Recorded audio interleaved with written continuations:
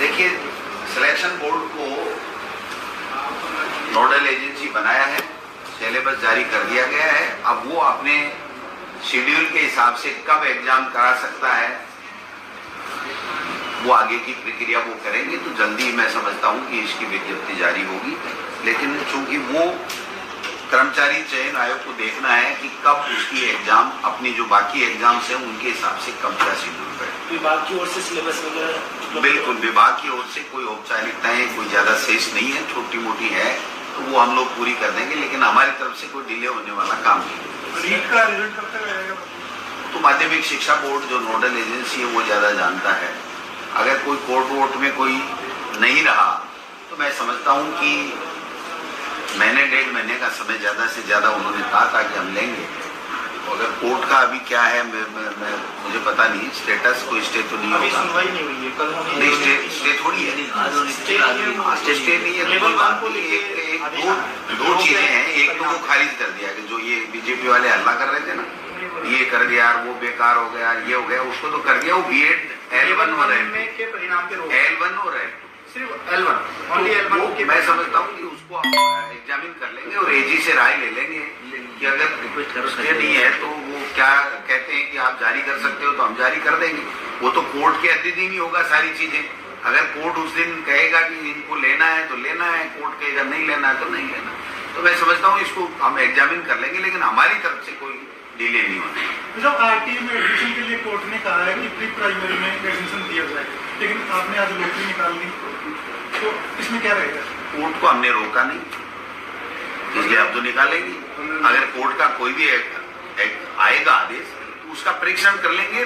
परीक्षण करने के उपरांत जो हमारे पास विकल्प होगा उसके आधार पे हम काम करेंगे।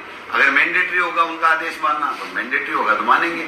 अगर हमारे विवेक में है कि हम उसकी अपील करें नहीं करें या क्या होगा, जब कोर्ट का फैसला आएगा तब उसका परीक्षण करके और उसके हिसाब से हम अमल करेंगे। आज हमारे पास जब आदेश आज की तारीख में है ही नहीं तो इन बच्चों को रोकने से क्या फायदा। ये फर्स्ट के लिए तो कोर्ट ने कहा नहीं है, उन्होंने तो कहा है कि प्री प्राइमरी में LKG UKG। तो ये चीजें बाद की बात है। आज की तारीख में ये जो अपनी लॉटरी निकाली है ये तो निकलनी ही थी। अगर कोर्ट का कोई फैसला आए नहीं आए, पॉजिटिव आए नेगेटिव आए या कोर्ट में होता नहीं होता, उससे इसका कोई संबंध नहीं है। वो दूसरी दिगर बात है तो उसको हमें एग्जामिन करवाएं। मतलब स्कूल 50% के हिसाब से चल रहे हैं तो क्या सरकार पूरी क्षमता से खोलने का विचार करेगी? पूरी क्षमता से भी कोई दिक्कत नहीं है, देख लेंगे, एग्जामिन कर लेंगे। हमारी SOP क्या कह रही है? सर 50% है, लेकिन मंडली जी समिति का गठन किया हुआ है। कोविड के नए स्ट्रेन को लेकर सरकार को तो केंद्र सरकार को बनाई करते हैं, मानते हैं ना। केंद्र सरकार माने तो केंद्र सरकार को पहले भी चेताया था राहुल जी ने, तो पहले भी नहीं माने थे।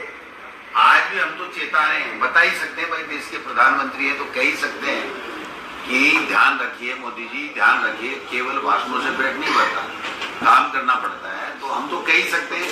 चेताया तो मुख्यमंत्री जी ने, अच्छी बात है, उनको चेताया कि साहब हम ऐसा ऐसा सुन रहे हैं, ऐसा ऐसा कह रहे हैं कि ये कोई तीसरा चौथा कोई वेरिएंट आ रहा है, तो आप देखिए इसके ऊपर, क्योंकि उसके ऊपर कोई भी SOP जारी करना या उसके रोकना, ये सब भारत सरकार ही कर पाती है। स्टेट्स को तो भारत सरकार की SOP पे निर्भर रहना पड़ता है।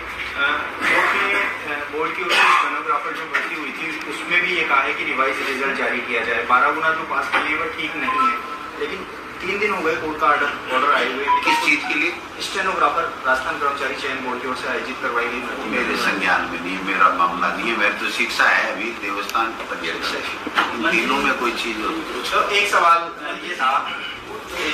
सवाल था, अभी पिछले दिनों CM साहब ने घोषणा की है कि रिक्त पदों पर कार्मिक और वित्त विभाग की मंजूरी की जरूरत नहीं है। 23 सितंबर 2011 को भी एक आदेश आया था, 10 साल तक वो आदेश ही अमल में नहीं है। किस चीज के लिए? कि रिक्त पदों पे, किसी भी विभाग में रिक्त पदों पे, चाहे शिक्षा युक्त मान लो, उन पर कार्मिक और वित्त विभाग की अनुमति की आवश्यकता नहीं है। 23 सितंबर 2011 को भी एक ऐसा आदेश कार्मिक विभाग ने निकाला था, लेकिन आज तक उस पर अमल नहीं। देखिए, जो वित्त विभाग मुख्यमंत्री जी नहीं, वो वित्त विभाग के द्वारा एक परिपत्र जारी हुआ है कि अगर किसी विभाग में कोई पद खाली है, स्वीकृत पद खाली है, तो उसके अगेंस्ट में आप इस तरीके से सुविधा